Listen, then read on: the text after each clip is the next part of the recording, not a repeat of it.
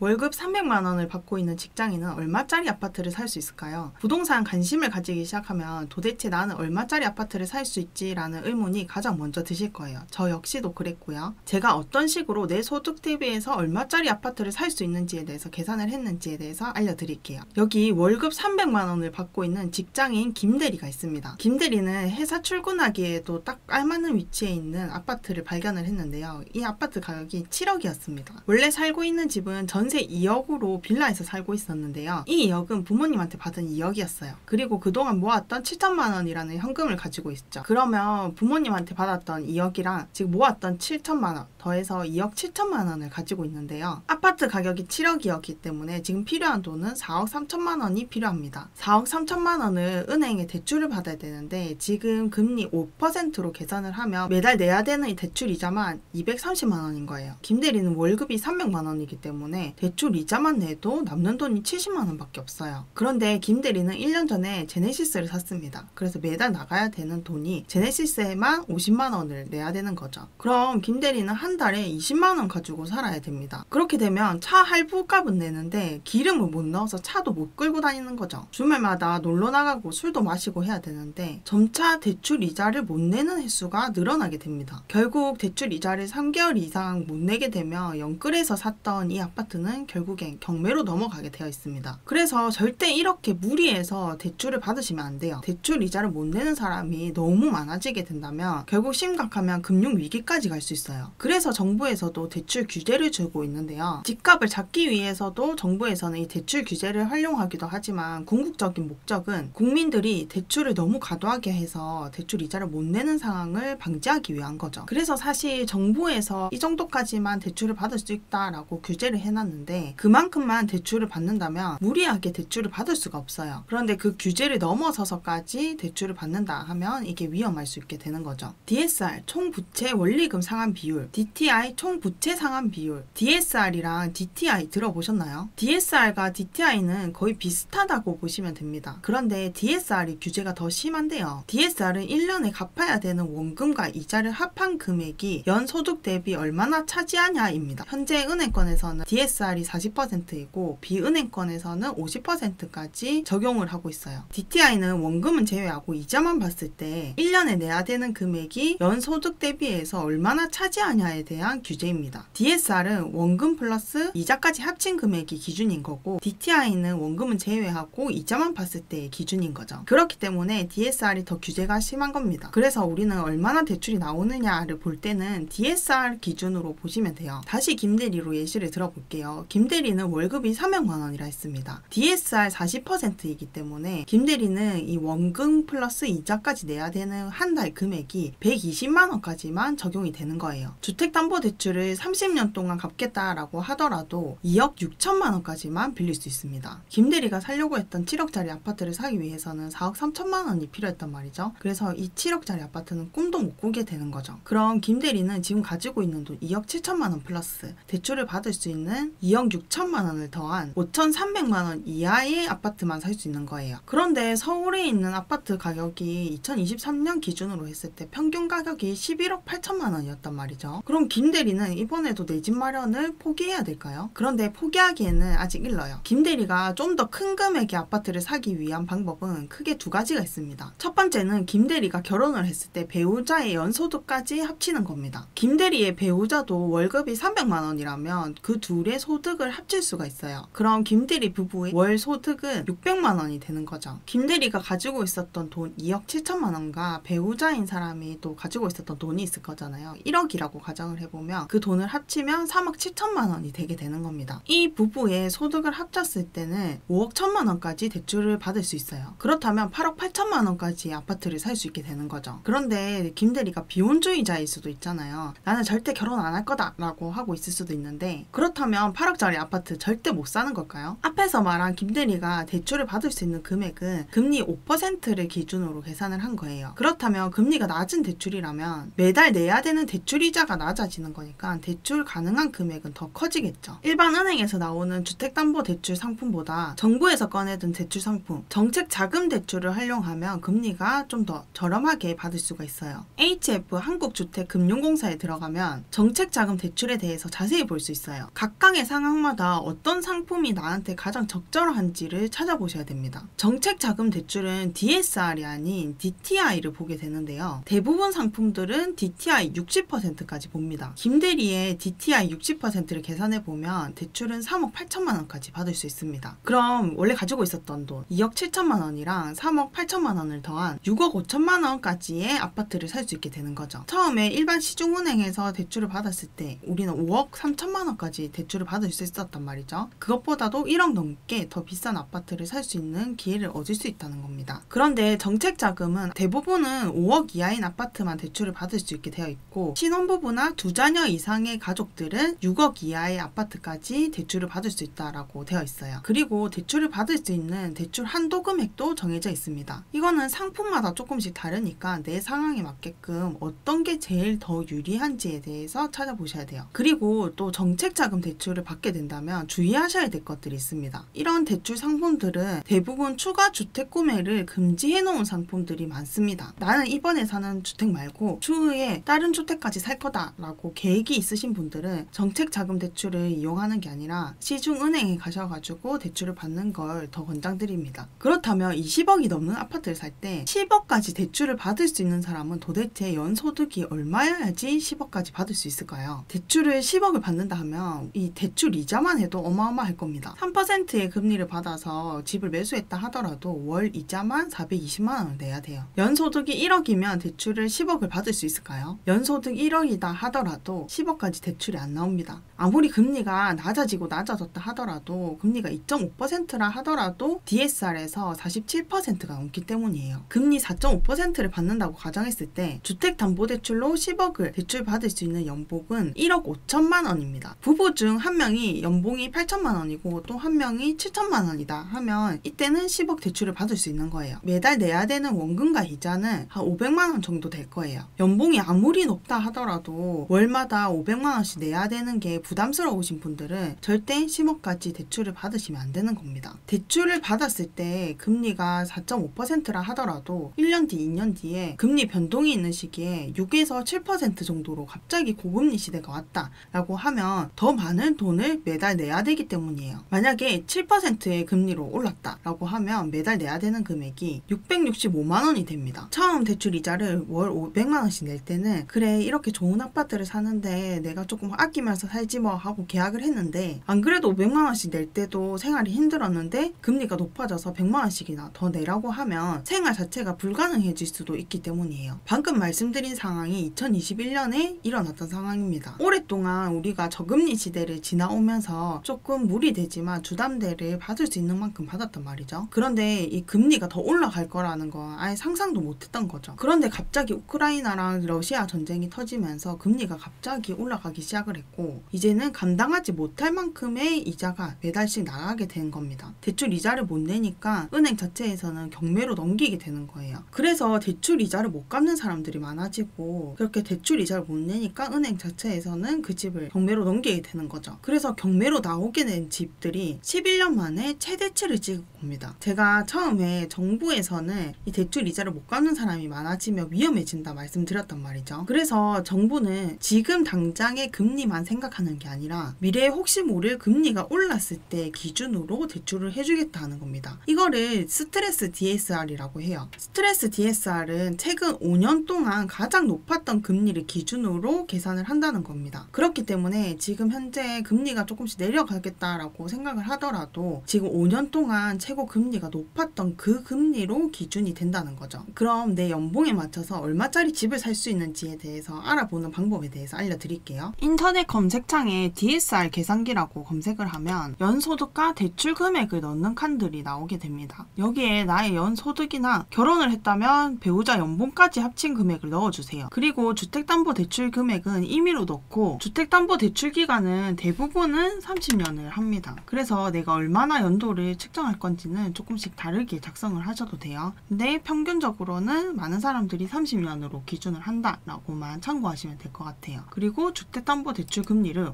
5%로 넣어줍니다. 그리고 계산하기를 눌러보면 이렇게 연소득 대비해서 DSR이 몇 %인지가 나오게 됩니다. 그러면 이 대출 금액을 조금씩 조정을 하면서 DSR이 40%까지 될 때까지 만들어주는 거예요. 그래서 내가 지금 가지고 있는 돈이랑 이 DSR 40%로 나오는 대출 가능한 금액이 얼마인지 그 금액을 합쳤을 때 그 돈이 내가 살 수 있는 아파트 금액이 되겠죠. 그럼 그 금액대가 나올 거고 그 금액대 위주의 아파트들을 찾아보시면 돼요. 그래서 몇 개의 아파트를 고른 다음에 은행에 가셔서 내가 이 아파트를 사려고 하는데 대출이 얼마큼 나오는지 확인을 해달라고 해야 되는 겁니다. 그럼 이 영상 끝나고 나서 꼭 한번 실제로 검색을 한번 해보시고요. 오늘 영상도 도움 되셨다면 구독과 좋아요 꼭 부탁드립니다.